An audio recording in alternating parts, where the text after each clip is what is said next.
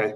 Boa tarde a todos. Em nome da APDSI, eu queria dar-vos as boas-vindas a este primeiro evento de um ciclo de eventos dedicados à regulação do digital. Este vai ser um de dois eventos sobre o DMA e o DSA. E perdoem-me o anglicismo, estamos a falar do Digital Markets Act e do Digital Services Act, enfim, dois diplomas que estão atualmente em processo de aprovação a nível europeu e que têm, enfim, que vão ter o maior impacto ao nível das pessoas, das plataformas, ao nível da economia e da sociedade europeias. Eu gostava também de dizer que este evento, um de vários, está a ser organizado no quadro de um novo grupo da missão da APDSI, o grupo dedicado justamente ao DMA, DSA e também à proposta de regulamento chamada e-privacy, da privacidade nas comunicações, que está também, em paralelo com estes, em processo de aprovação a nível europeu. É um grupo que está aberto a todos, composto por juristas, economistas, por empresas, por, enfim, algumas plataformas, membros e patrocinadores da APDSI e, portanto, está aberto a todos. Já existe informação disponível na página internet da APDSI. Bom, e passava então aqui ao nosso evento, enfim, já temos aqui os oradores, podem vê-los. Não pudemos, infelizmente, hoje contar com a intervenção do Sr. Ministro de Estado e da Economia, da Transição Digital, por impedimentos de agenda. No entanto, esperamos poder tê-lo presente noutro dos futuros eventos que vamos realizar no quadro deste ciclo de webinars, mas, enfim, temos aqui, eu já passarei depois a apresentar os oradores. Temos connosco o Dr. Ricardo Castanheira, da Reper, o Dr. Gonçalo Diniz, do Facebook, e o professor João Confraria, da Universidade Católica Portuguesa. Eu gostava de dizer também que esta modalidade, a que se chamou também MITONES na terminologia da APDSI, permite à APDSI dar continuidade à sua missão, que é uma missão de promoção e desenvolvimento da sociedade da informação e do conhecimento em Portugal, e servem como uma plataforma agregadora de proximidade e de contacto com os seus vários stakeholders. Aqui neste caso, no caso deste ciclo de webinars dedicados ao digital, pretende-se abordar em particular um conjunto de iniciativas legislativas que têm origem na União Europeia e que têm particular incidência ao nível dos mercados e dos serviços digitais, da privacidade nas comunicações e também, não esquecer, no plano do direito de autor e dos direitos conexos no âmbito do mercado único digital. Portanto, estamos a acompanhar aqui várias iniciativas com origem na Europa e que têm o maior impacto no digital. No que toca, já agora recordava também que no âmbito da estratégia digital da União Europeia, incluem-se também um conjunto de propostas sobre inteligência artificial, sobre a estratégia europeia para os dados, sobre o tema importantíssimo das competências digitais, da conectividade e da identidade digital. Bom, aqui quanto a estes dois diplomas, e muito, enfim, rapidamente e em jeito de introito, gostava só de referir que, enfim, as propostas de DMA e de DSA têm como objetivo criar um espaço digital seguro, em que sejam protegidos os direitos fundamentais de todos os utilizadores e serviços digitais. E também outro dos objetivos é o de estabelecer o chamado level playing field, digamos, em que possa, enfim, haver um ambiente concorrencial que aumente a inovação, que fomente o crescimento e a competitividade no quadro do mercado único a nível global. Pretendemos aqui com este evento também que ele seja, enfim, que ele permita no final, como é óbvio, e aí eu fazia esta advertência, convidava todos os participantes, todos os presentes, irem colocando questões no Q&A aqui da plataforma Zoom, e no final de todas as intervenções teremos um espaço dedicado a um Q&A. O nosso objetivo era não exceder como tempo de duração a hora e meia, e portanto a nossa previsão é que no máximo o evento durará até às 19h30, até às 7h30. E eu passaria de imediato a palavra ao Dr. Ricardo Castanheira, não antes sem dizer, enfim, sem o apresentar, tenho aqui uma nota biográfica, não antes sem dizer que ele teve, enfim, ele na Reper tem competências digitais, ele é conselheiro e coordenador da área digital na representação permanente de Portugal junto da União Europeia em Bruxelas, e é desde 2017, e nesse âmbito teve uma participação fundamental, muito importante, no quadro da presidência portuguesa, enfim, no avanço, digamos, de todo o pacote digital. Enfim, eu acho que é conhecido de todos, enfim, o sucesso que foi a presidência portuguesa.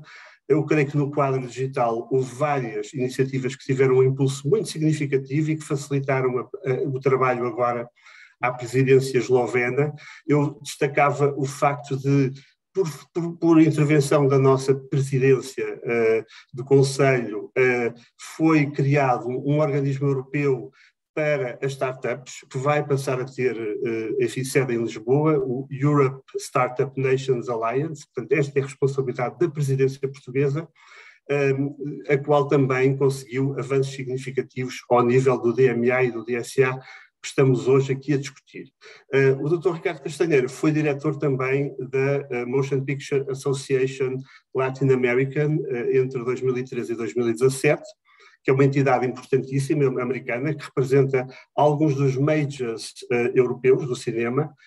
Foi também diretor de assuntos corporativos da Microsoft Brasil entre 2011 e 2013. Também foi líder de assuntos jurídicos corporativos da Microsoft Portugal, CEO da Fundação para a Divulgação das Tecnologias da Informação, e durante vários anos também exerceu a advocacia como sócio de uma sociedade de advogados em Coimbra. Ele, entre 95 e 2002, foi o mais jovem deputado ao Parlamento Europeu, aliás, ao Parlamento Português, que foi eleito pelo Círculo de Coimbra. Foi também membro da Assembleia Parlamentar da NATO entre 99 e 2002. Ele é licenciado em Direito pela Universidade de Coimbra e tem várias pós-graduações de prestigiadas universidades, Harvard, da FGV, Fundação Estúdio Vargas do Brasil, e do Instituto de Empresa de Madrid. Eu passo de imediato a palavra ao Dr. Ricardo Castanheira, agradecendo enfim, a disponibilidade que ele desde logo manifestou para participar neste evento.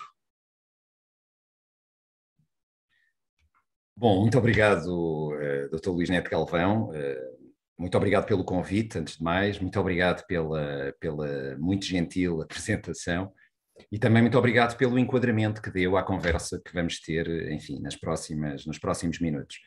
Agradecer também e, enfim, saudar os restantes colegas de painel, designadamente o professor João Confraria e o Gonçalo Diniz, do Facebook, e portanto, começar apenas por dar nota de que os temas, ou o tema em concreto aqui do Digital Services Package, portanto o pacote dos serviços digitais, que congrega estas duas iniciativas legislativas, dois regulamentos, o Ato dos Serviços Digitais e o Ato dos Mercados Digitais, são duas peças absolutamente fundamentais. Hoje, prioridade naquilo que é a discussão jurídica do mundo digital a nível global, sendo que o seu epicentro está em Bruxelas. Não sem dizer que esta discussão está a ser acompanhada, como imaginam, com enorme proximidade por outras regiões do mundo, e nós sabemos, porque enfim, vamos tendo contacto também com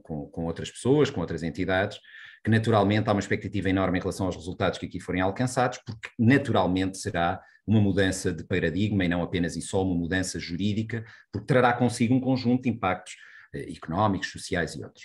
Eu tenho apenas 2 slides para alimentarem, ou pelo menos para darem um pontapé de saída em relação à minha apresentação. Eu pedia que, se possível, fizessem, portanto, que subissem o primeiro dos 2, e é um primeiro slide que eu, a primeira vez que o vi, enfim, confesso que me deixou particularmente impactado, precisamente enfim, pela forma como se consegue condensar num conjunto de imagens, numa infografia, informações absolutamente importantes e para as quais nós achamos que sabemos, mas não temos a real noção e dimensão do mundo em que estamos a viver, que é, repare-se, isto são dados de 2020, portanto, provavelmente hoje estes números serão, na esmagadora maioria dos casos, maiores do que esses que constam aí, mas são números absolutamente impactantes. Nós estamos a falar do que é que acontece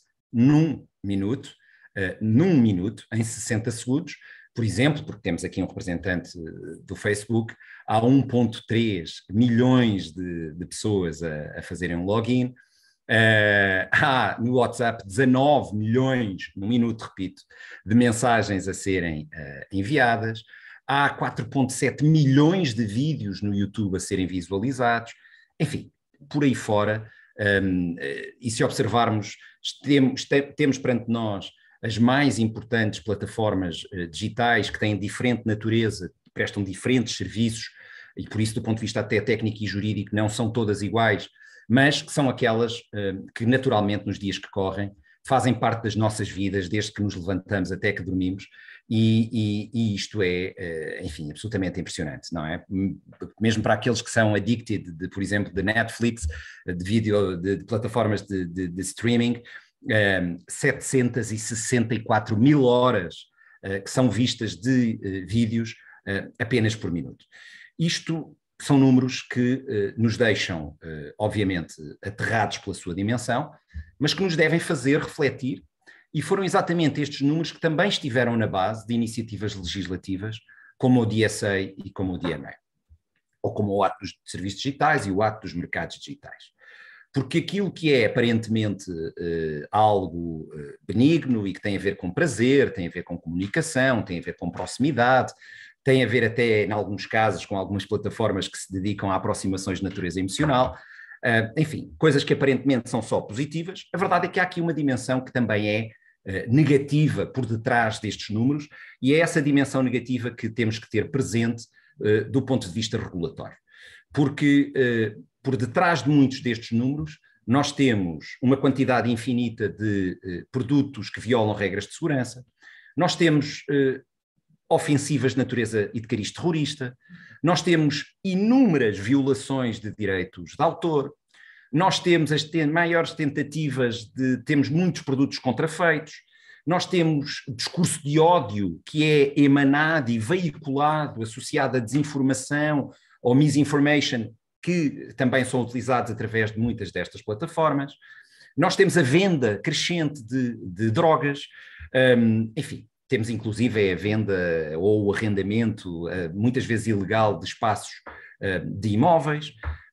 Há realmente um conjunto de inúmeros ilícitos e de situações que são violadoras de normas que acontecem nestes espaços e precisamente durante o período de tempo que nós aqui observamos e que, uma vez mais, repito, nos deve trazer, digamos assim, um pouco à realidade para refletirmos sobre o que é que tudo isto representa. E o que é que tudo isto representa do ponto de vista económico, do ponto de vista social, até do ponto de vista individual, porque afinal de contas nós vivemos, repito, eu próprio confesso, de manhã à noite em muitos destes ambientes. E, portanto, este é o cenário a partir do qual se pensou e se começou a pensar há mais de 2 anos, a nível europeu, no seio da Comissão Europeia, o processo de criação e de produção do Ato dos Serviços Digitais e do Ato dos Mercados Digitais. Eu pedia, por favor, que me subissem o segundo slide, que serve também, enfim, para motivação, digamos que, desta nossa conversa.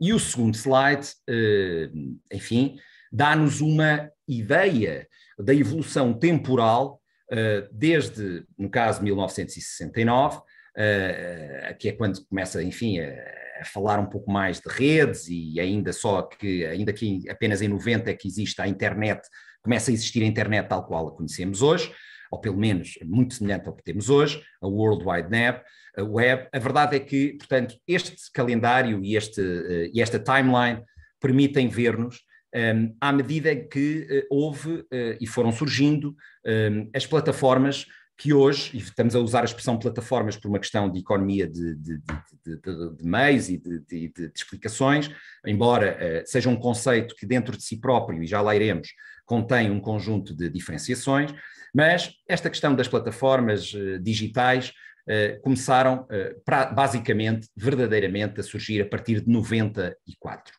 E, portanto, repare-se que uma Amazon, um Yahoo, a seguir um eBay, surgem em 94, 95.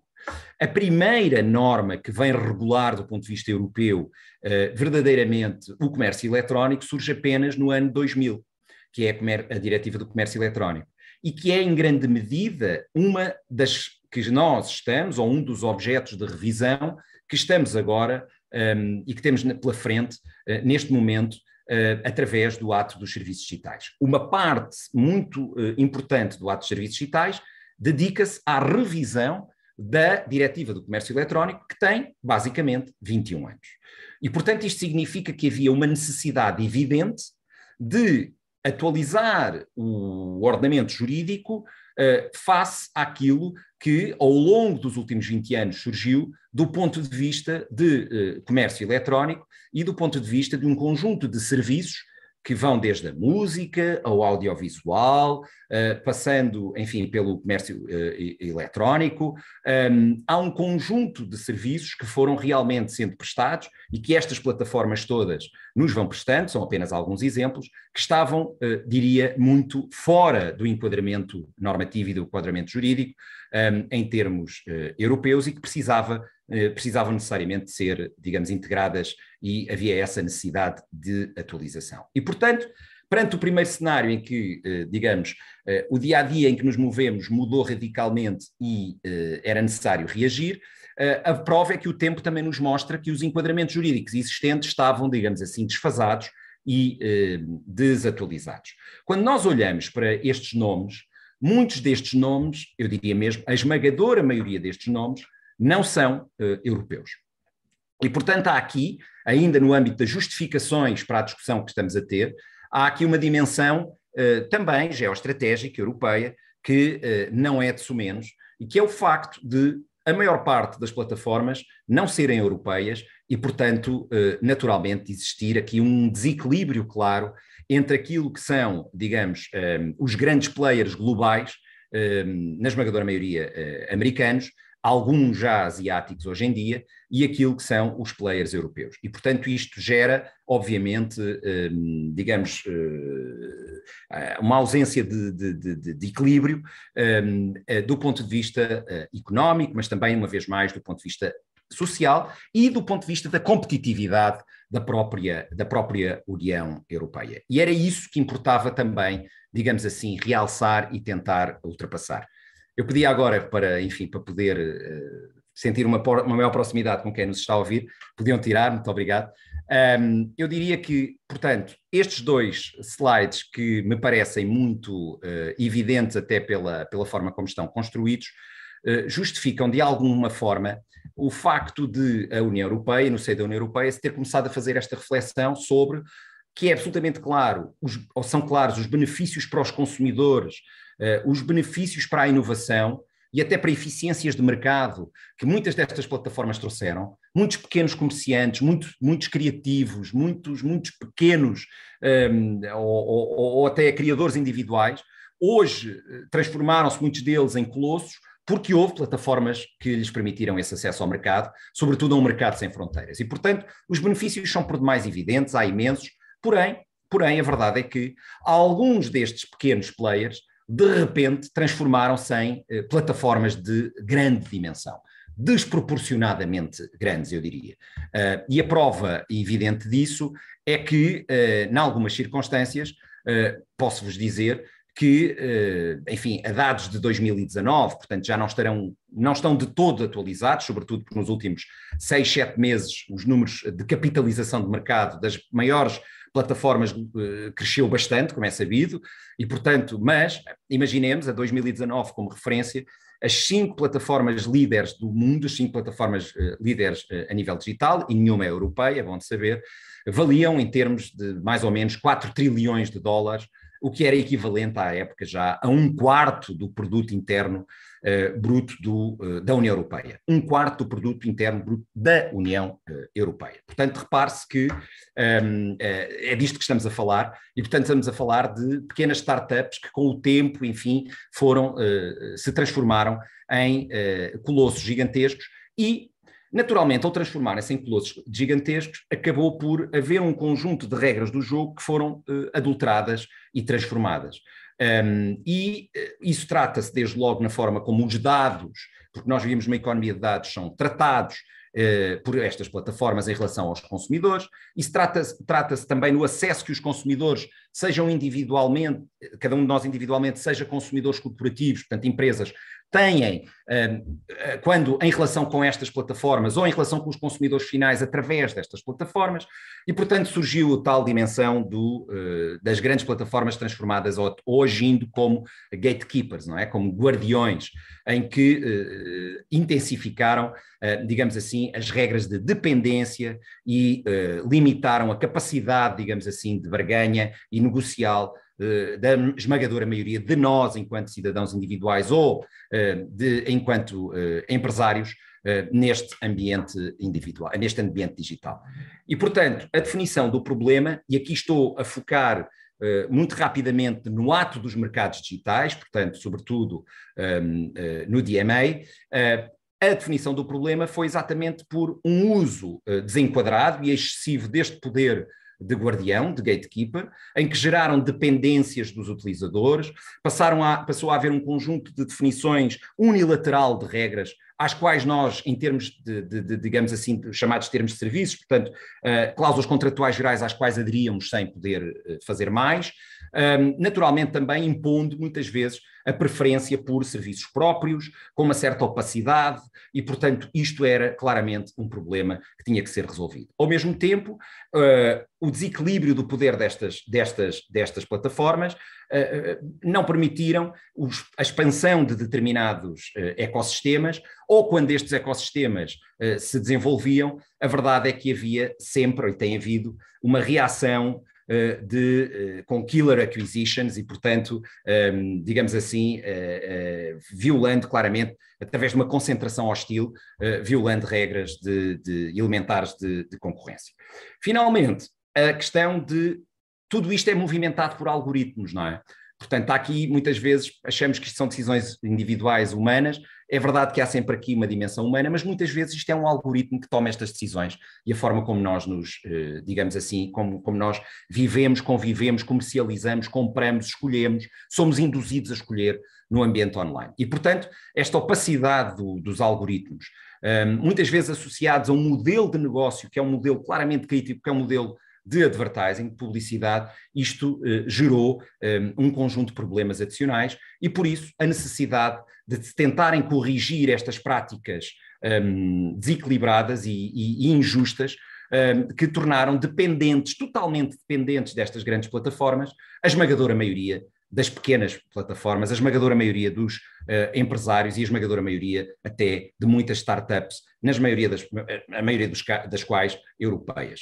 E, portanto, havia a necessidade de defender os interesses sociais europeus, defender os interesses dos consumidores europeus, naturalmente tentar aprofundar o mercado digital europeu e, ao mesmo tempo, fazer face a desequilíbrios de natureza concorrencial que se mostraram evidentes. E, portanto, o DMA é uma reação ex ante, portanto, não é uma norma de concorrência propriamente dita, mas para tentar corrigir desequilíbrios que, porventura, ou lacunas que, do ponto de vista concorrencial, fossem, ou tivessem sido, ou foram identificados. E, portanto, eu não direi mais sobre o DMA, porque sei que a APDSI vai brevemente produzir e, enfim, organizar uma discussão muito, enfim, mais específica e para entrar nos detalhes e nas tecnicalidades desta proposta, que devo dizer também Eu acompanhei no princípio, mas não acompanhei nos últimos meses durante a presidência, é um outro colega, e por isso eu próprio não quero, não devo entrar nos detalhes mais jurídicos desta proposta. Já no DSA, no chamado Ato dos Serviços Digitais, que tenho acompanhado diretamente e cuja negociação, enfim, tenho sido responsável em representação de Portugal no Conselho, dizer-vos que, obviamente, a natureza, o escopo e a justificação é distinta do primeiro. E aqui a questão tinha muito mais a ver com, como vos disse, a necessidade de atualizar um conjunto de regras da Diretiva do Comércio Eletrónico. 2, tem por base a necessidade de fazer a moderação dos conteúdos ilegais que circulam, que são transacionados e que existem nestas plataformas. E, portanto, era para fazer face a isto que o DSA surgiu. E o DSA auto-justifica-se por um conjunto de circunstâncias que são, digamos assim, algumas delas do conhecimento de todos nós. Por exemplo, o que aconteceu nos Estados Unidos antes das eleições presidenciais, em que concordo ou não com o anterior presidente e com aquilo que fazia, mas haver, digamos assim, uma eliminação de um presidente da República americano por uma determinada plataforma, porque no entender e na interpretação dessa plataforma, os posts, os tweets do presidente eram, digamos assim, considerados ilegais, é uma discricionariedade que naturalmente o potestas público, portanto o poder público, os governos, não podem deixar, não devem deixar, digamos assim, às empresas e ao setor privado. Portanto, este é um exemplo, foi um exemplo onde não está em causa, digamos assim, a nossa concordância ou discordância com a causa da coisa, com o conteúdo dos posts, está em causa a reação e a possibilidade discricionária de uma empresa poder decidir banir ou não, no caso, um Presidente da República. Isto foi apenas um exemplo. Se olharmos para outras circunstâncias e percebermos que, por exemplo, existem no mercado, ou são transacionados anualmente mais de 160 milhões de produtos contrafeitos por estas plataformas, assim, enfim, sem qualquer controle. Portanto, nós percebemos o impacto económico, nós sabemos, enquanto consumidores, quantas vezes somos seduzidos a ir atrás de uma proposta que não é uma proposta de valor, porque é um produto, porque é um bem que claramente é falso, e isto acontece-nos, eu diria, quase diariamente, e não há um escrutínio, não há um controlo efetivo das plataformas em relação, por exemplo, a este tipo de circunstâncias. E, portanto, isto é um outro exemplo que justifica só por si também a tal necessidade de serem moderados estes conteúdos no âmbito do DSA, do Digital Services Act. E, portanto, como é que isto foi sendo, digamos assim, construído? Isto foi construído a partir de um conjunto de obrigações que em muitos casos são uma atualização de um conjunto de princípios que estão inerentes à própria Diretiva do Comércio Eletrónico.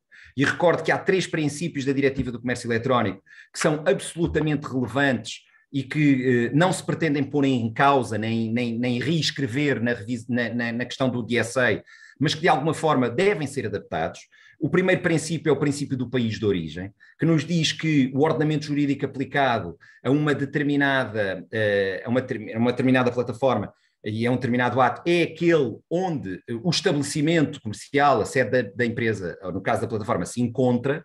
E, portanto, isto foi um mecanismo, e é um mecanismo central, basilar da construção do mercado interno, para evitar, evidentemente, que os players tenham que responder, digamos, que é potencialmente a 27 diferentes ordenamentos jurídicos. E, portanto, isto era uma forma basilar de construção de um mercado único, e é um princípio, por isso, muito importante, que está presente ele próprio na Diretiva do Comércio Eletrónico e que deve ter-se em consideração, apesar de, porventura, hoje surgirem um conjunto de questões que já vos identificarei. Em segundo lugar, um outro princípio é que está na Diretiva do Comércio Eletrónico, era a não possibilidade, tanto a impossibilidade, a proibição, melhor dito, de monitoramento geral de todos os conteúdos por parte destas plataformas. E isto era uma forma de, digamos assim, evitar atropelos a direitos fundamentais, em particular à liberdade de expressão. Acontece, porém, que a verdade é que nós sabemos que há um conjunto de circunstâncias em que, se não se fizer um determinado monitoramento, se não houver um conjunto de obrigações prévias, porventura, de deveres de cuidado, mais do que obrigações, portanto, due diligence, se não houver essas medidas, a verdade é que há uma profusão permanente de conteúdo ilegal sem que haja qualquer tipo de controle. E, portanto, havia a necessidade também de fazer aqui uma atualização. E, finalmente, existe um outro princípio muito importante, que é o da responsabilidade limitada destas plataformas, porque na esmagadora maioria dos casos, recorde que a Diretiva de Comércio Eletrónico tinha 20 anos, na esmagadora maioria dos casos estávamos a falar de plataformas em que eram apenas intermediários, em que tinham um papel completamente passivo, em que, digamos assim, eram apenas autoestradas em que as partes, uma que queria vender, outra que queria comprar, se juntavam, ou em que alguém ia expor os seus posts, as suas opiniões, sem que essas plataformas tivessem qualquer tipo de intervenção ativa e, portanto, dada a sua passividade, não poderiam naturalmente ter responsabilidade jurídica efetiva ou acrescida ou primária em relação àquilo que lhes era colocado. E, portanto, estes eram os 3 princípios e são da diretiva que deveriam ser preservados. Então, mas a questão é esta, é que a verdade é que sabemos e passámos a ver que algumas plataformas passaram não apenas a mostrar-nos aquilo que alguém quer que a gente veja, mas passaram elas próprias a recomendar-nos e a ter sistemas de recomendação para que nós vejamos outras coisas. E essas outras coisas muitas vezes são ou produtos próprios, ou produtos de terceiros que são pagos para esse efeito, digamos assim, de ganhar proeminência nestas mesmas plataformas, ou, em alguns casos, mais perversos, e isso existe, e já referi, muitas vezes para nós sermos encaminhados para ambientes onde temos acesso a produtos contrafeitos, a determinados conteúdos violadores de propriedade intelectual, etc. E, portanto, se existem e se passarmos a viver e a conviver em ambientes em que, afinal, já não existe esta passividade, havendo inclusive várias jurisprudência a nível europeu sobre esta matéria, então havia a necessidade, naturalmente, de perceber e de fazer aqui um fine-tuning e uma atualização da dimensão da responsabilidade das plataformas também. Por outro lado, percebeu-se o quê? Percebeu-se que nós não podemos tratar, e isso é um princípio, enfim, que quem, como eu, é formado em Direito, nos é ensinado nos primeiros dias da universidade, nas faculdades de Direito, é que nós não podemos tratar o desigual como igual, nem o igual como desigual. Tem que ser tratado o igual como igual e o desigual como desigual. E, portanto, a verdade é que aqui não estamos a tratar e não podemos tratar todas as plataformas da mesma maneira. Porque as plataformas, elas realmente não são todas iguais. E não são todas iguais no tipo de serviços que prestam. Há umas que são serviços de armazenamento, de hospedagem. Há outras que são serviços de caching. Há outros que são de mera conduta. Há outros que, enfim, são plataformas de partilha de conteúdo. E, portanto, e também há outras que há umas que são muito grandes, exageradamente grandes. Imaginemos, com, por exemplo, 10% no mínimo muitas têm mais, mas no mínimo 10% da população europeia, significa 45 milhões de utilizadores, e, portanto, nestes casos, com revenues anuais absolutamente impressionantes, não podemos tratar uma plataforma deste género como trataríamos uma pequena plataforma com 10 ou 15 mil clientes, enfim, com alguns milhares de euros, ou dezenas de milhares de euros, ou até menos centenas de milhares de euros de revenue por ano, e, portanto, não podem ser tratadas da mesma forma. E por isso, então, houve a preocupação de alguma forma, escalonar, identificar as diferentes plataformas em função, digamos que, das suas características, da sua natureza, dos serviços prestados, e também, precisamente, em função disso, atribuir-lhes de determinadas obrigações acrescidas e determinadas obrigações particulares. E é exatamente por isso que, por exemplo, há obrigações de auditoria, há obrigações que têm a ver com, por exemplo, a necessidade de ter protocolos de crise, obrigações com regras muito específicas sobre o acesso a dados e ao escrutínio dos dados que elas têm, que outras não têm. Há obrigações de ter um compliance officer que outras não têm. Obrigações, por exemplo, de ter um processo que já existe hoje no sistema financeiro de Know Your Business Customer Principle, portanto, de conheça o seu cliente, saber se aquele cliente que está numa plataforma de e-commerce, num caso de um marketplace, se aquele cliente é confiável, saber exatamente quem é, ou se, porventura, é alguém que se dedica apenas e só a transacionar bens contrafeitos, por exemplo. Há um conjunto de obrigações, muitas eu diria, algumas delas novas, que são apenas e só aplicáveis através do DSA às chamadas plataformas de grande dimensão, portanto, às Very Large Platforms, que são aquelas, como vos disse, que têm risco sistémico, que têm um limiar mínimo de utilizadores que, como digo, tem que ser acima dos 10% da população europeia, portanto, para já, e se isto não for alterado, naturalmente, até ao fim da negociação, 45 milhões de utilizadores, que têm um determinado valor de turnover anual, e, portanto, nós estamos aqui a falar numa dezena, um pouco mais de uma dezena de plataformas que se encontram nesta circunstância. Nem todas americanas, é bom dizer, mas a esmagadora maioria claramente americanas. Depois temos um conjunto outro de plataformas chamadas online platforms, que, digamos, eu diria era assim a média, porventura, ou talvez até a maioria, melhor dito, daquilo que são as plataformas com as quais nós convivemos, em que o número de obrigações e o conjunto de obrigações não são tão, digamos, alargados, o conjunto não é tão alargado quanto para as primeiras, mas que ainda assim têm novas obrigações que passam, por exemplo, pela transparência na publicidade que apresentam, nós sabermos se aquilo é ou não é publicidade dirigida, nós sabermos quem está por trás daquela publicidade, e, portanto, isso são obrigações novas, obrigações que aditam transparência e que são absolutamente fundamentais para, muitas vezes, para os consumidores perceberem precisamente o que é que estão a comprar e em que ambiente se estão a mover.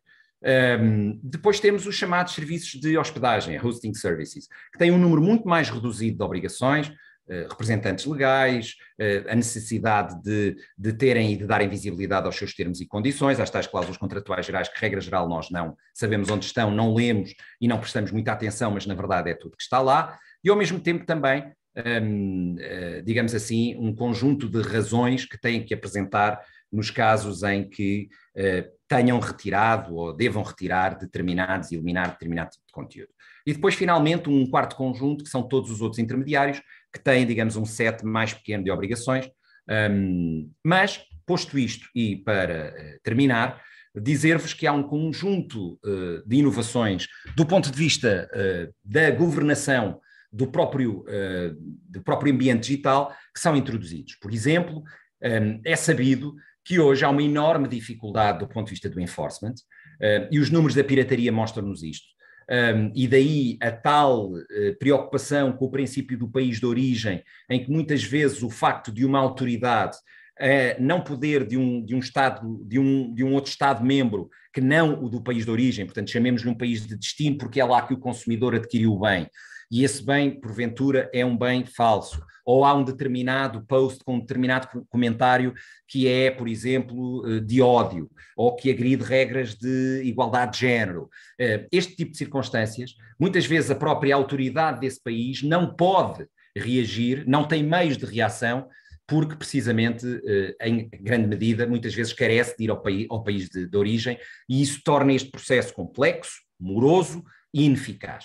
E, portanto, a ideia era também simplificar isto, e com isso foi introduzido, e o DSA introduz, uma nova figura, que é o do Digital Services Coordinator, portanto, um coordenador dos serviços digitais, em cada Estado-membro, em que, obviamente, caberá aos governos identificar quem é essa figura, podendo ser uma nova entidade ou uma entidade já pré-existente, em que terá a responsabilidade precisamente de um conjunto de obrigações, mas, lato sensu, garantir a respeitabilidade e o enforcement deste novo enquadramento jurídico com o DSA.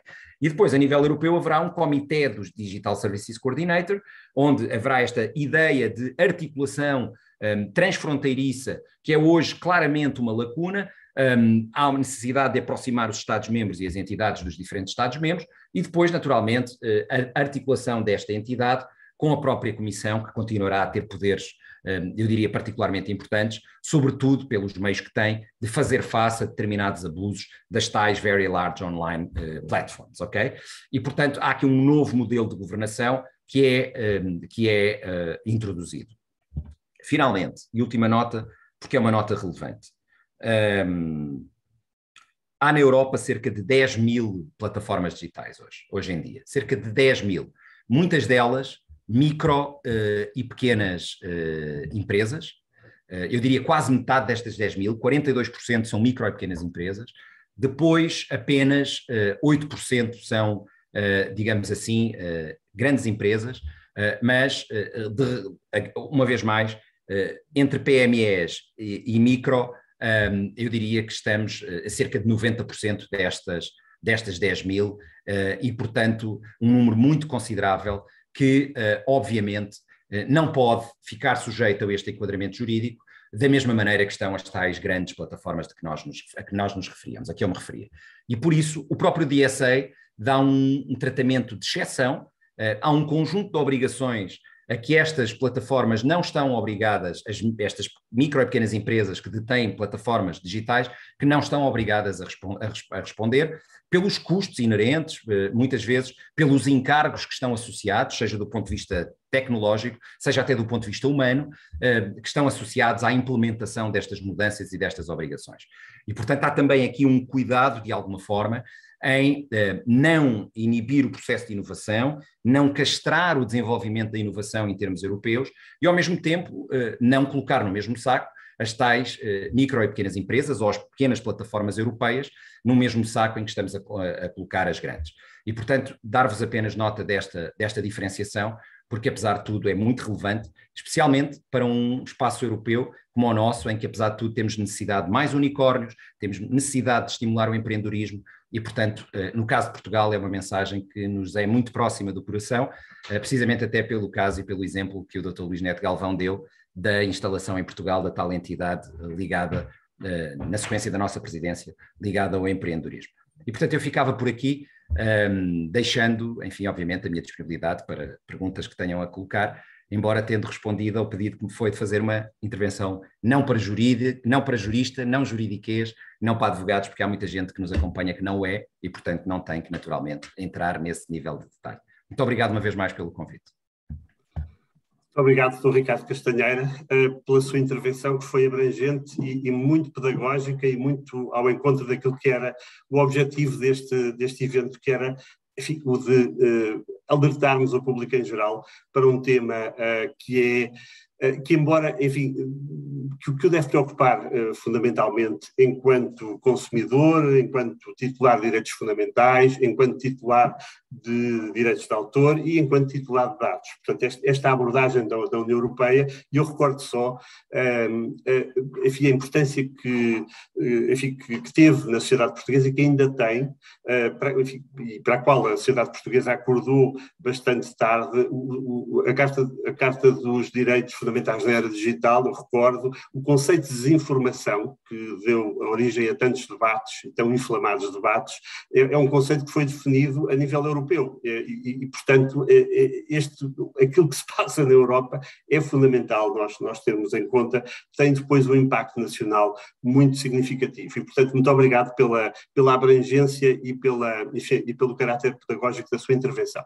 De seguida, passamos para o Facebook e para o Dr. Gonçalo Diniz, que representa ele próprio uma Very Large Platform, uma plataforma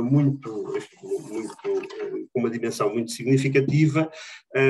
Enfim, podemos depois deixar para o Q&A a questão filosófica de saber, por exemplo, o RGPD, o Regulamento Geral sobre a Proteção de Dados, não distingue entre startups e grandes entidades que tratam enormes quantidades de dados. Portanto, os very large e os very small não são ali, não há ali uma distinção propriamente dita e todos eles estão sujeitos ao mesmo quadro.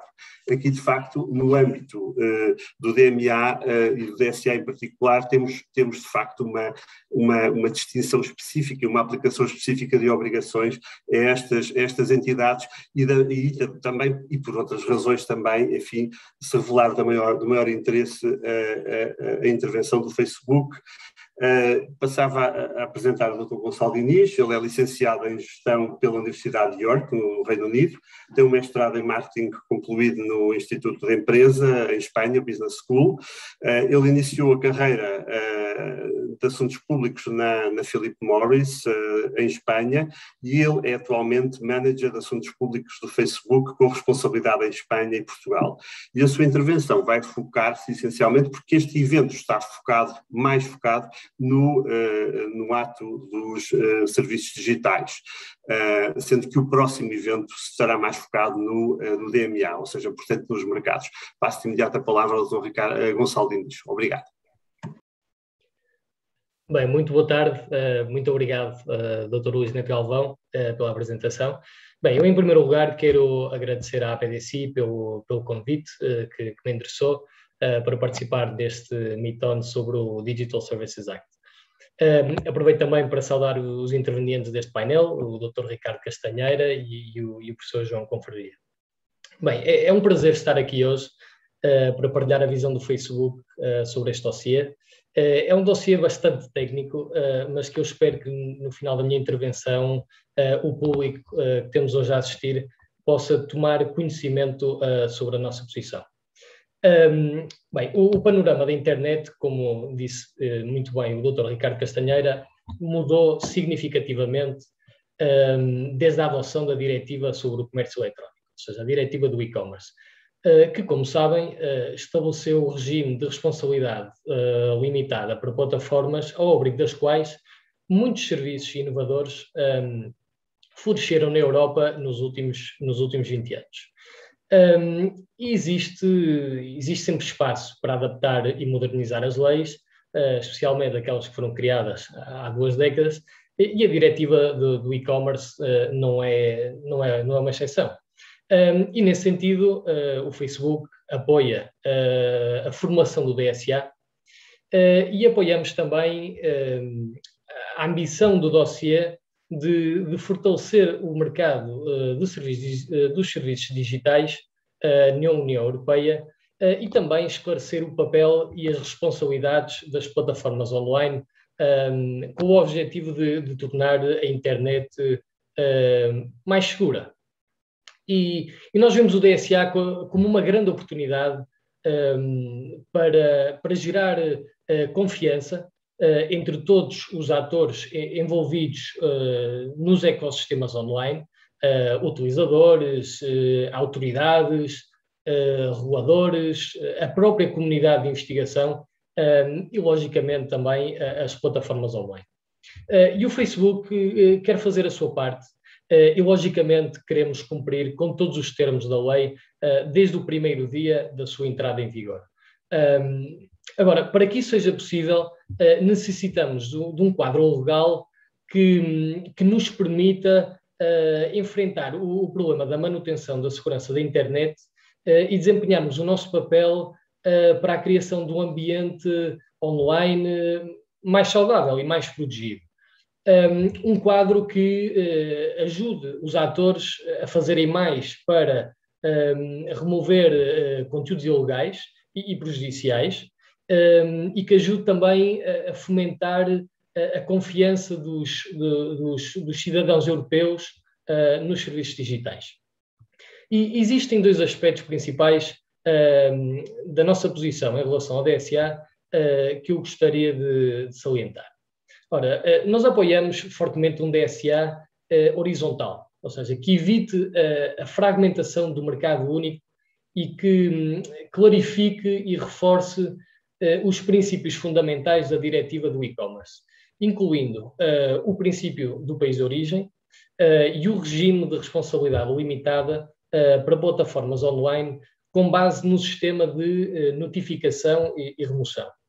E, em segundo lugar, apoiamos o objetivo do DSA no sentido de criar um quadro para aumentar a responsabilidade de plataformas de internet, como é o caso da nossa, e que aumente a confiança dos utilizadores e reguladores em relação aos nossos serviços e políticas.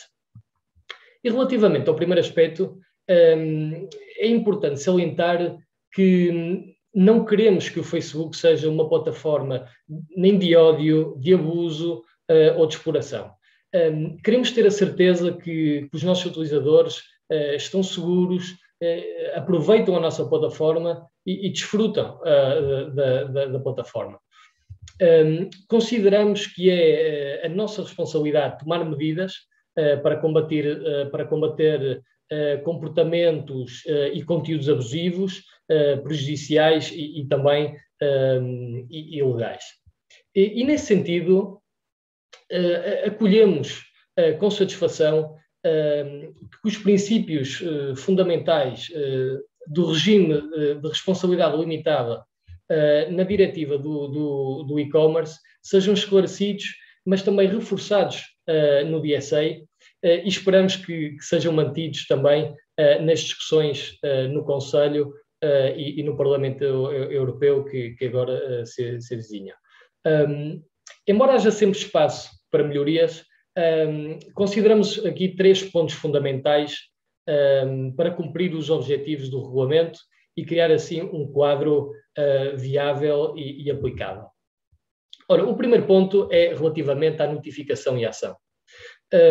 O regime de notificação e ação atinge um equilíbrio funcional porque reconhece que plataformas como o Facebook não produzem, não publicam e não editam os conteúdos que alojam.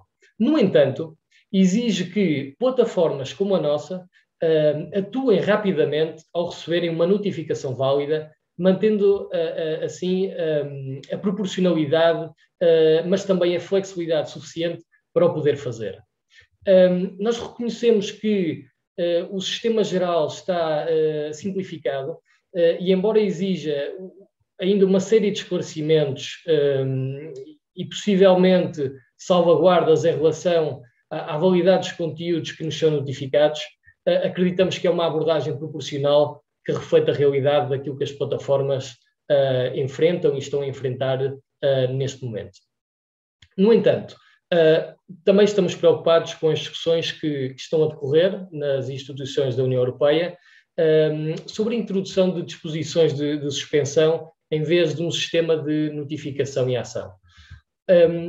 Na nossa opinião, a introdução de obrigações para garantir ativamente que conteúdos semelhantes não reapareçam na plataforma é incompatível com os fundamentos do regime de responsabilidade do intermediário existente e poderia prejudicar direitos fundamentais, como é o caso da liberdade de expressão. Em primeiro lugar, isto estaria em contradição com o princípio de proibição de monitorização geral da internet, também codificado no DSA. E, em segundo lugar, arriscaria também a termos aqui uma remoção, uma eliminação excessiva de conteúdos que podem ser ilegais noutros contextos. E para dar um exemplo, uma determinada frase pode ser difamatória num contexto, mas pode ser publicada novamente num contexto crítico ou satírico. Então, logicamente, na nossa opinião, quaisquer medidas proibitivas neste espaço teriam um impacto no direito dos utilizadores à liberdade de expressão. E o segundo ponto é relativamente às medidas voluntárias. Ora, o DSA deve reconhecer ou fornecer incentivos para que empresas como nós, como é o nosso caso, tomem medidas proativas quando se trata de conteúdos ilegais. No entanto, existe espaço para melhorias, pois as plataformas também devem ser incentivadas a tomar medidas proativas em relação a conteúdos incompatíveis com os seus termos e condições. E, por exemplo, no caso do Facebook, o Facebook tem os seus Community Standards, que são as regras da plataforma, que basicamente determinam aquilo que está permitido e aquilo que não está permitido na plataforma. E acreditamos que isto é de vital importância para que os utilizadores possam desfrutar da sua experiência e de alguma forma também garantir a integridade da plataforma. A falta de segurança jurídica nos casos em que as empresas estavam a tomar medidas voluntárias contra conteúdos prejudiciais ao abrigo da diretiva do e-commerce podem impedir intervenientes de implementarem tais medidas em larga escala. E aqui a abordagem adotada pelo DSA ajudará a proteger e a incentivar estes esforços. E para terminar, o último ponto é relativamente ao país de origem. Ora, o país de origem é um princípio fundamental da legislação da União Europeia e um elemento-chave da diretiva do e-commerce, ao abrigo da qual, como eu disse anteriormente, a economia da internet floresceu na União Europeia nos últimos 20 anos e há alguns atores que criticam que o país de origem não é adequado para lidar com as diferenças culturais ou nacionais que ocorrem na área dos conteúdos e a regulação de conteúdos e que isso impediria os reguladores de protegerem melhor os seus cidadãos de acordo com as suas leis nacionais. Ora, eu neste ponto gostaria de recordar que o país de origem não foi concebido para esse objetivo, ou seja, proporciona segurança ao operador económico e garante que o mesmo possa prestar os seus serviços num contexto de um mercado interno. O país de origem não impede que uma plataforma online responda a solicitações de autoridades nacionais de acordo com a legislação local. E, nesse sentido, o DSA não é uma exceção. E o Dr. Ricardo Castanho também fez esta referência. O país de origem garante, no entanto, que o cumprimento das disposições do DSA não seja feito 27 vezes. Evitaríamos 27 versões desta lei dos serviços digitais. E isto não significa que não deva haver um quadro de governança que responda às exigências dos reguladores nacionais, garantindo ao mesmo tempo um controle efetivo sobre os intermediários na União Europeia.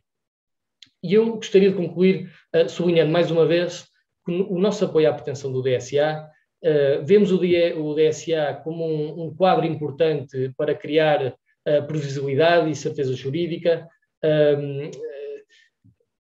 para que empresas como a nossa façam a sua parte para manter a internet segura e para cumprir estes objetivos e garantir que o DSA é bem aplicado e também muito importante, e à prova de futuro, acreditamos que o regulamento deve ser mantido na horizontal e, o mais importante, aplicado de maneira uniforme na União Europeia. E consideramos a reafirmação do princípio do país de origem na proposta da Comissão para conseguir este equilíbrio. Tal princípio, juntamente com um quadro sólido que reafirma as proteções de responsabilidade da diretiva do e-commerce, em primeiro, conseguirá manter um level playing field nos mercados europeus, especialmente e muito importante para as pequenas empresas. Em segundo lugar, conseguirá garantir certeza jurídica de longo prazo para todo o setor tecnológico e, por último, dessa forma também, cumprir com o objetivo que todos pretendemos, que é manter o mundo online seguro. Muito obrigado.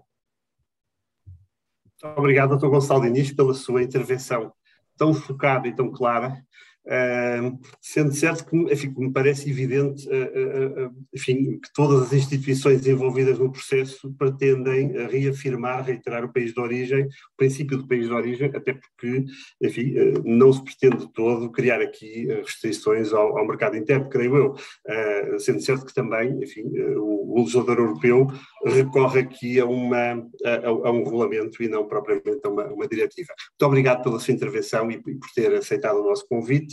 Já temos aqui, recordava só que quem quiser, enfim, entretanto, quem estiver juntado aqui ao debate ou à nossa sessão tem a possibilidade de colocar questões no Q&A e eu passava agora o debate à intervenção do professor João Confraria, que vai abordar, embora de uma forma mais genérica, geral, porque o próximo evento será focado sobre o DMA, portanto ele vai abordar agora o DMA, ou seja, o ato dos mercados digitais. O professor João Confraria, personalidade bem conhecida da APDC em geral, é um administrador, ex-administrador do ICP Anacom, da Anacom, em duas encarnações, sendo que a última foi no mandato de 2012-2017, sob a presidência da professora Fátima Barros. Ele é professor auxiliar da Universidade Católica Portuguesa, onde leciona na área da regulação e concorrência e políticas públicas. Ele é também diretor académico do mestrado em Direito e Gestão. E exerceu funções públicas também no INAC, no Instituto Nacional de Aviação Civil, além de outra encarnação, como eu referia, na Anacom, entre 96 e 2002. Ele, na Universidade Católica Portuguesa, também teve várias funções relevantes, tendo sido diretor do CEA, do Centro de Estudos Aplicados, foi coordenador de programas para executivos em Economia e Direito da Regulação e da Concorrência, e ele foi também membro da direção do programa da MBA e membro do Conselho Consultivo da Portugal Telecom SGPS. O professor Confraria é doutor em Economia pela Universidade Católica Portuguesa e mestre em Economia pela Universidade Nova, sendo licenciado em Economia também pela Universidade Católica em 1982. Eu passo a palavra ao professor João Confraria, já agora deixando no ar a questão a pergunta, depois poderemos abordá-la no debate. Será que o DMA é uma manifestação de inoperância do direito à concorrência face às questões que ele pretende resolver? Muito obrigado. Passo a palavra ao professor João Confraria. E muito obrigado por ter aceitado o convite da APDSI.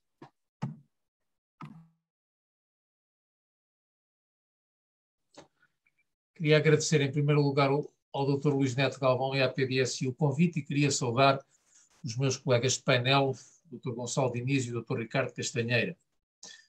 Eu vou tentar responder essa pergunta, gastando só um bocadinho talvez só um bocadinho mais tempo do que aquele tempo a ler o meu currículo.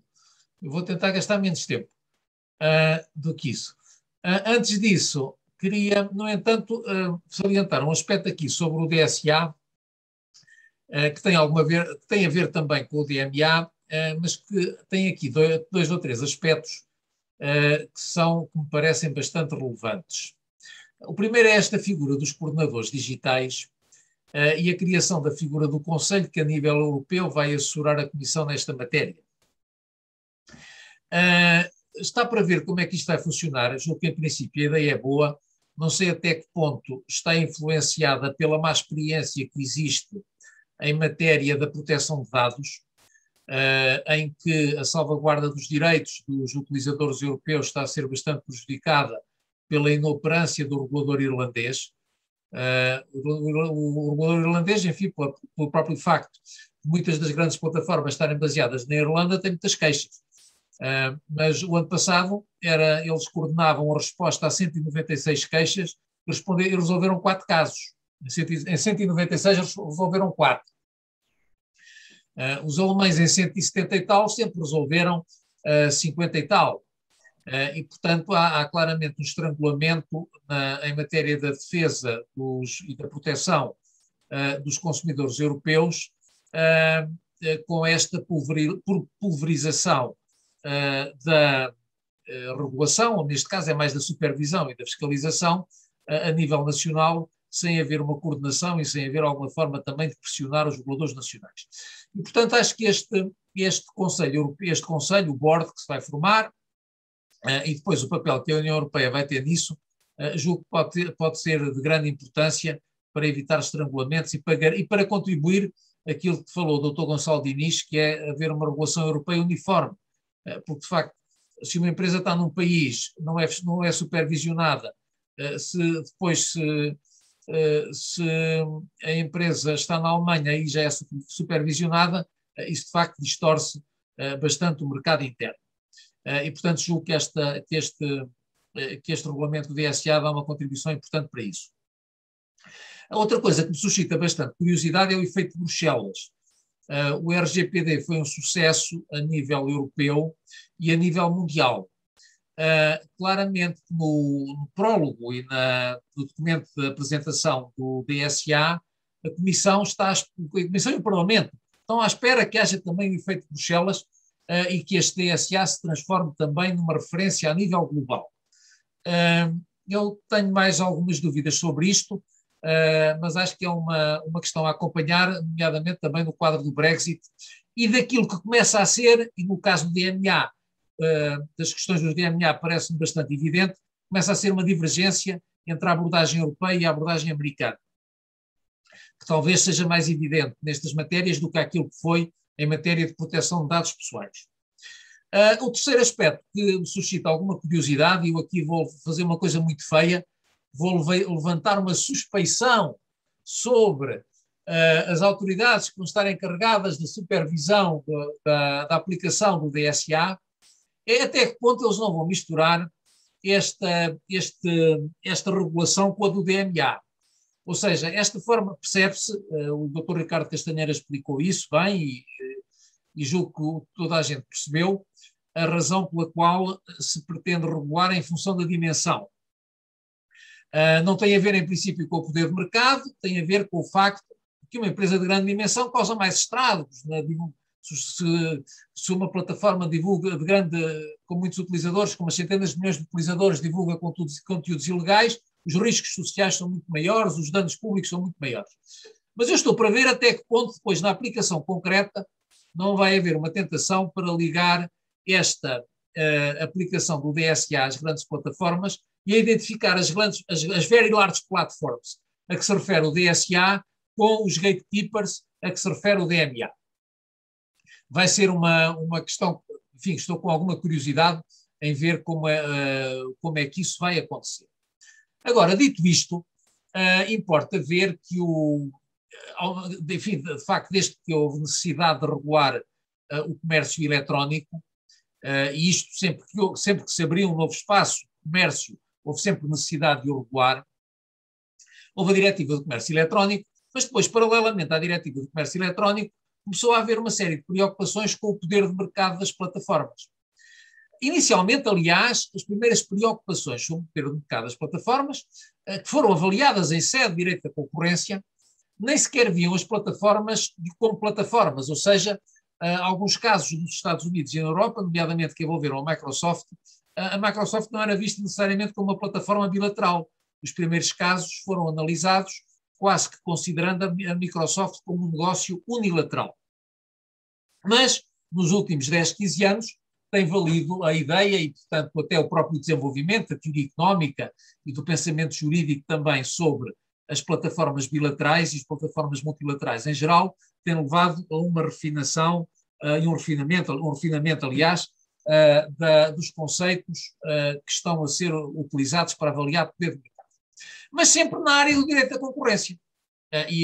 O Google é um cliente regular da Comissão Europeia em matéria de direito da concorrência. Aliás, se os tribunais validarem até agora e todas as sanções que a Comissão Europeia aplicou, já são umas largas milhares de milhões de euros que o Google vai ter que pagar à Comissão. O Facebook também tem alguns, também tem os trocos a pagar à Comissão nessa matéria, mas, portanto, tem aumentado um bocadinho a conflitualidade nesta área, através da aplicação do direito da concorrência.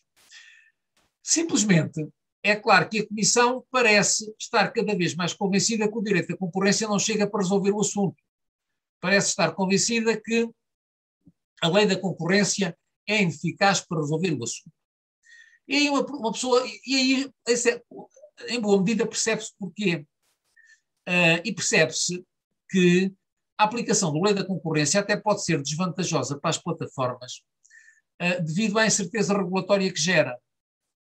Porque um problema de todas as autoridades de concorrência é que são estruturalmente incapazes de dizer o que é que querem. Estão estruturalmente incapazes, não é por incapacidade técnica ou incapacidade científica das pessoas e dos seus quadros. É pela própria natureza do problema. Regra geral, quem aplica a política de concorrência não diz o que é que considera a concorrência desejável. Aquilo funciona mais ao contrário, quer dizer assim, isso não pode ser, esse comportamento aí não dá, aqui tem que alterar, essa fusão não é possível. E o critério à luz do qual se diz isto não pode ser, esta coisa não é desejável, essa fusão não é possível, é um critério que varia muito de autoridade para autoridade e varia muito ao longo do tempo. Esta preocupação com a concorrência que aparece agora, no caso, e que deu origem ao DMA, é muito parecida com as preocupações que no início do século XX deram origem à própria legislação de defesa da concorrência. E muitas delas nem são económicas, muitas dessas preocupações são políticas. Muitas dessas preocupações têm a ver com o receio de que a grande dimensão económica possa levar à subordinação, do poder político ao poder económico, e, portanto, há um objetivo tradicional na lei da concorrência que é controlar o poder económico para garantir o pluralismo político, e isso é um dos... Depois há um outro tipo de abordagem à questão da concorrência, que é aquela ideia de que o objetivo é defender o consumidor a todo custo, e depois como é que se defende o consumidor? Defende-se o consumidor através do preço baixo, ou de um preço tão baixo quanto possível, ou outros critérios de defesa do consumidor. Há aquela questão de dizer assim, não, a lei da concorrência é para se aplicar, mas é para promover a eficiência do mercado.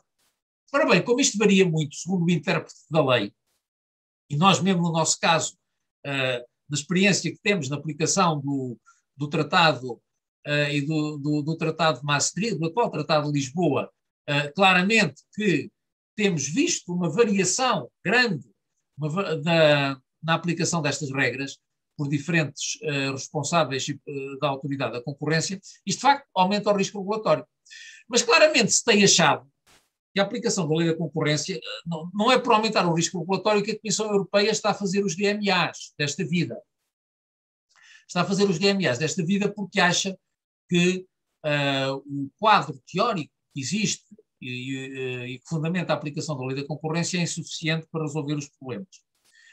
E aqui este DMA não é uma novidade, insere-se numa progressiva transferência para a regulação setorial ex ante de um conjunto de problemas que, em princípio, podiam ser abordados através da política de concorrência.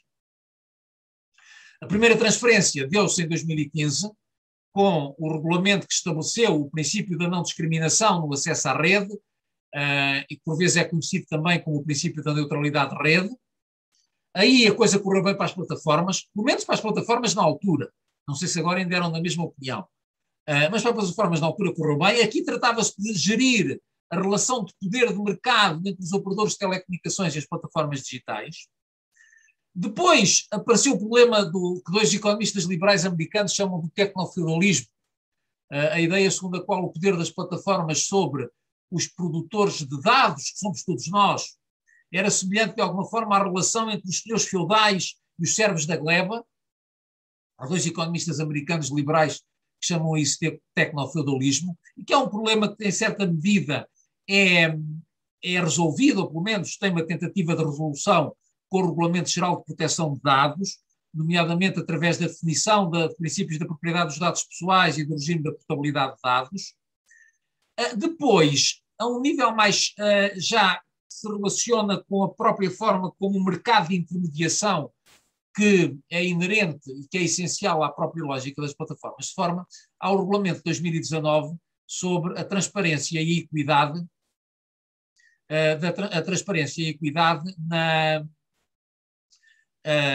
no acesso às plataformas digitais, o Regulamento de 2019. Mas que é um regulamento razoavelmente inócuo. Aquilo remete boa parte das questões que apareçam, remete-lhes para os tribunais. O que, em Portugal, isso, em princípio, é uma fonte de grande incerteza, dado que os tribunais demoram muito tempo a resolver este tipo de questões. Depois ainda há um outro problema que é, e agora aparece o problema do DMA. E nesse sentido o DMA levanta aqui uma série de questões interessantes. Não sei se as empresas já estão a reagir, não sei se o Dr. Gonçalo Diniz nos pode esclarecer sobre isto, estou só a provocar, mas há um aumento muito grande das aquisições por parte das grandes plataformas. Ao longo deste ano, aumentou muito o número de aquisições de pequenas empresas e de microplataformas por parte das grandes. Já gastaram cerca de 264 mil milhões de euros, segundo o Financial Times, na aquisição de plataformas, cada uma delas com valor inferior a 1.000 milhões. Portanto, não sei se não são as grandes plataformas já a ter uma tentação de reagir ex ante aos potenciais efeitos deste regulamento. O que é certo é que o DMA vai ser uma grande descontinuidade. De facto, é uma violência, em certo sentido. É uma violência em nome do interesse público, mas corresponde à transferência de um vasto acervo de competências, por assim dizer, de atribuições, que até agora estavam com as autoridades da concorrência, corresponde à transferência disto para a Comissão Europeia e para uma lógica de regulação setorial. E a forma como isso se vai concretizar pode ter efeitos bons ou pode ter efeitos maus. Sinceramente, é um grande ponto de interrogação. Depende também da versão final que venha a ser adotada por regulamento. Mas dito isto, como a minha função era procurar abrir o apetite para o nosso seminário sobre o DMA, espero que o Dr. Luís Neto Galvão possa dar como terminada a missão que me foi aqui atribuída. Com certeza que sim, sendo certo que, enfim, contamos consigo para o Q&A e para as questões que possamos ter. E, na verdade, muito obrigado pela sua intervenção provocadora e interessante como é seu timbre. Nós temos aqui algumas questões no Q&A, desde já, e todas elas um bocadinho relacionadas, todas elas do engenheiro Luís Vidigal, e se calhar, enfim, para dar o pontapé de saída quanto a questões, eu passava a lê-las em conjunto, porque na verdade são questões-comentários. E a primeira tem a ver com plataformas encriptadas, como o Signal ou o Telegram.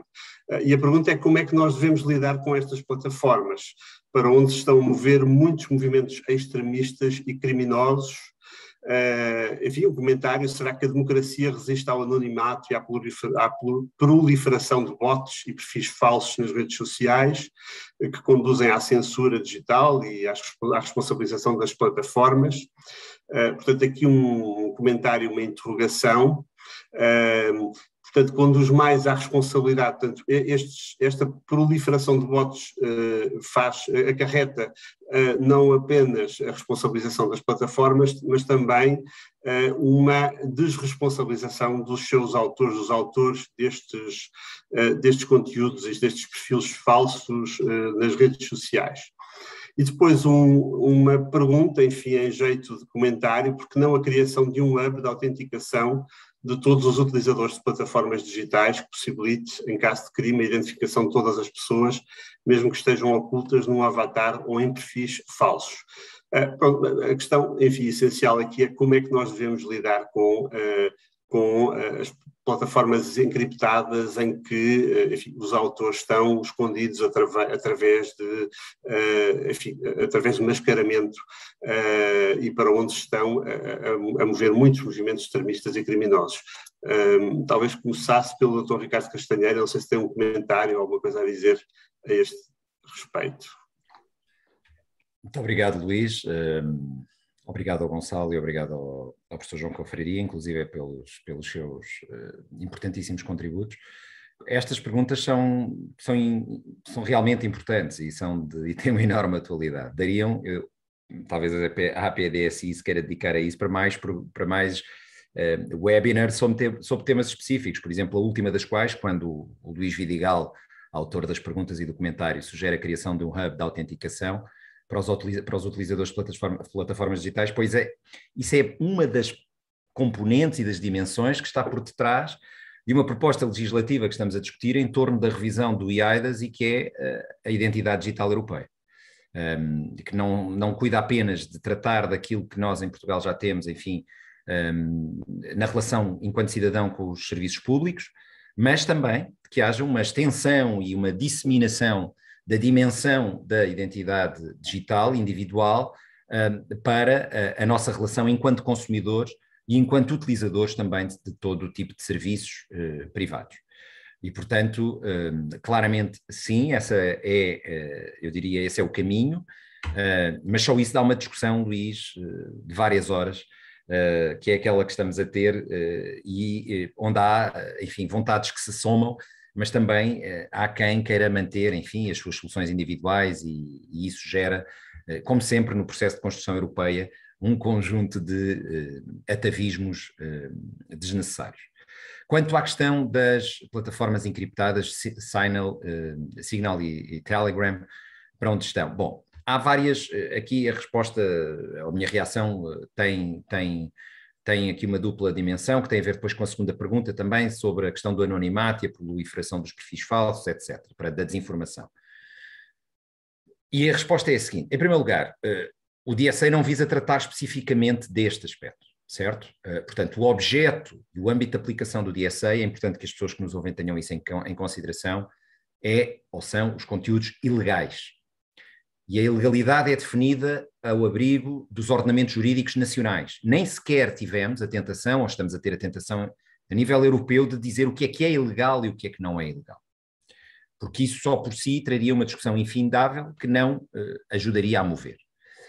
O objeto não são, apesar de ter havido em determinados momentos, por vezes ainda sentirmos isso, um movimento no sentido de alargar o âmbito de aplicação do DSA ao chamado harmful content, portanto ao conteúdo nocivo, em que alguns destes casos se poderiam aplicar.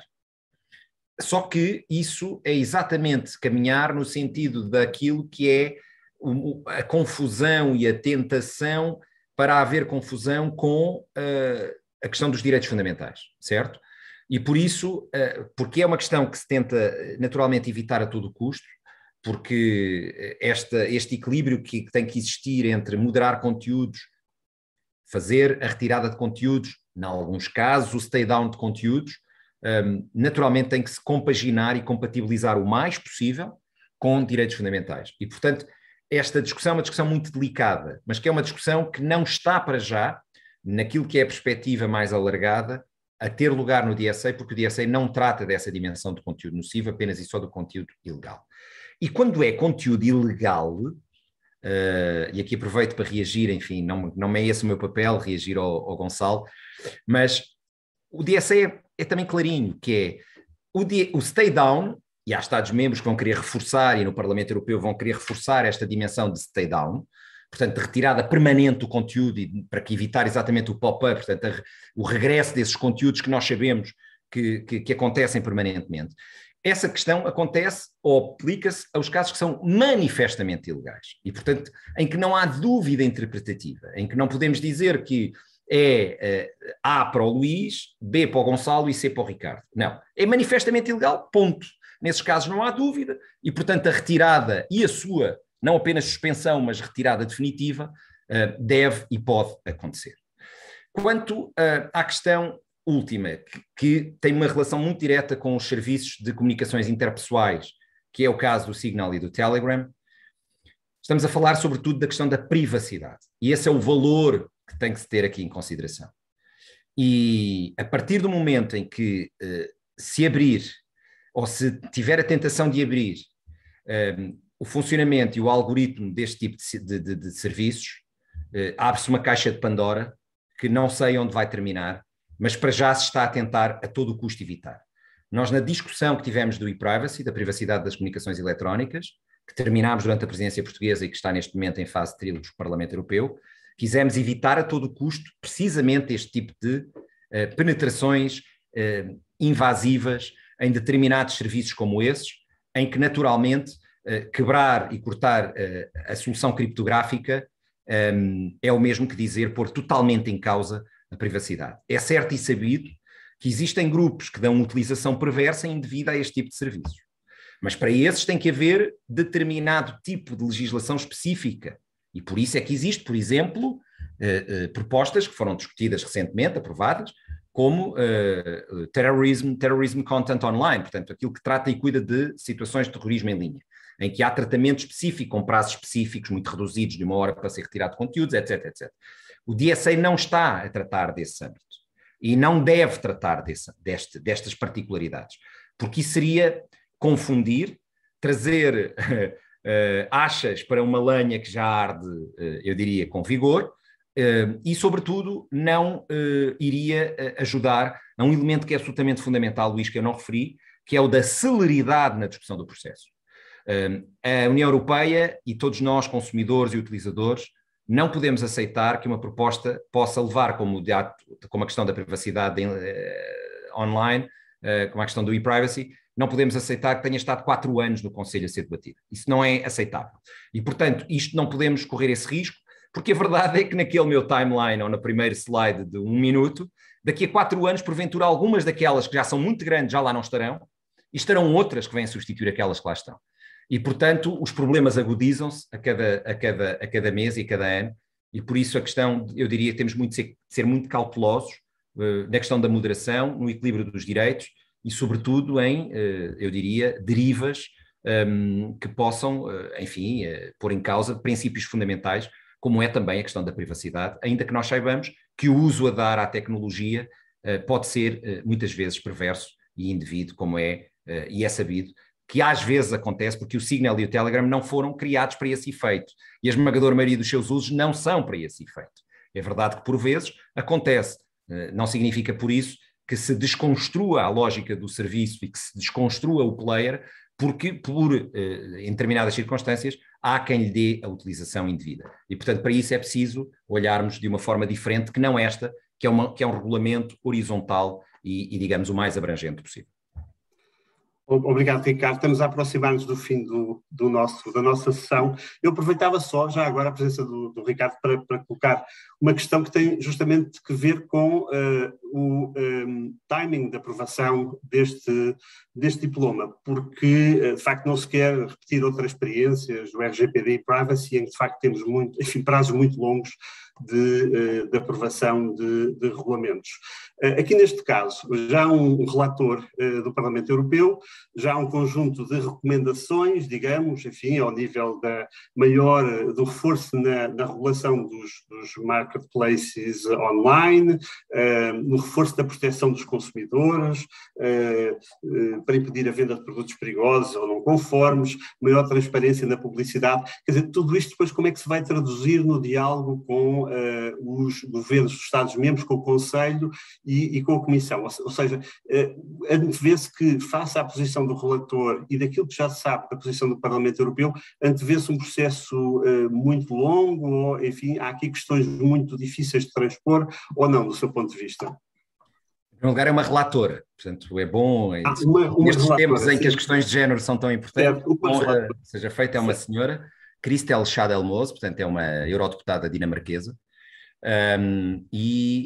portanto, é a relatora da Comissão IMCO. Surge desde logo um problema interno no Parlamento, é que há várias comissões a opinarem sobre o tema e vários relatórios setoriais, e ela vai ter que tentar, enfim, num exercício de enorme diplomacia, mas de muito bom senso e com certeza de imensa inteligência, tentar fazer alguma síntese, e existem posições completamente contraditórias, hein? E, portanto, não é um exercício fácil. Eu diria, no Parlamento acaba por ser muitas vezes mais complexo que no Conselho, naturalmente porque, enfim, é um espaço político por natureza, em que não há tantas limitações institucionais como existem no Conselho. Mas a expectativa e aquilo que ela nos disse a nós, nas várias reuniões que tivemos com ela durante a presidência, é que ela está comprometida como nós estávamos, e estamos, e o Conselho, os nossos colegas eslovenos estão com o mesmo compromisso de timing, é fazer o mais depressa possível. Dizer-vos que a presidência eslovena pretende alcançar uma orientação geral, isto quer dizer o quê? Um acordo no Conselho em final de novembro, até final de novembro. E o Parlamento tem a expectativa, a senhora Schaldemose tem a expectativa de apresentar o relatório dela em outubro, daqui a um mês e pouco. E, portanto, se tudo corresse pelo melhor, e se não houver nenhum contratempo, o que em regra não acontece, mas enfim, correndo tudo pelo melhor, significa que a presidência francesa, começa a 1 de janeiro, estaria em condições de dar início aos trílogos, que são exatamente os momentos em que o Conselho, através da orientação geral, e o Parlamento, através do seu relatório final, se juntam e se tentam, digamos, articular, tendo em vista uma posição final. Portanto, se correndo tudo bem, naturalmente a presidência francesa fará disto uma grande prioridade e vai tentar acelerar o mais possível. A seguir temos uma presidência checa também. Portanto, eu diria que eu acho que em 2022 temos algumas chances de poder ter uma versão final, o que em qualquer circunstância seria absolutamente inaudito, porque repare-se, nós começámos a discutir isto em janeiro com a presidência portuguesa e, portanto, se chegarmos a novembro com uma posição oficial, se tirarmos agosto, um mês e meio de férias, em pouco mais de 10 meses, em 9 meses, o Conselho a chegar a uma posição e o Parlamento, e depois entrar em trilhos, não existe memória de tal coisa, numa matéria com tanta complexidade técnica, enorme complexidade política, muita dimensão política e de elevado impacto económico e social. Portanto, vamos acreditar que é possível e, se assim for, eu acho que podemos ter algum orgulho, enfim, no efeito Bruxelas, como lhe chamou o professor João Confraria. Obrigado, muito obrigado a todos, ao Dr. Ricardo Castanheiro, ao Dr. Gonçalo Diniz e ao professor João Confraria. Obrigado à nossa audiência e aos nossos membros. Gostava só de recordar que teremos um segundo evento a divulgar proximamente sobre a DMA-DSA, mais focado sobre o DMA, muito em breve, no próximo mês, e agradeço aos presentes e agradeço a todos a vossa participação. Muito obrigado e até breve. Obrigado. Muito obrigado. Boa tarde. Um abraço, Luís. Boa tarde. Obrigado. Um abraço. Um abraço. Adeus. Muito obrigado.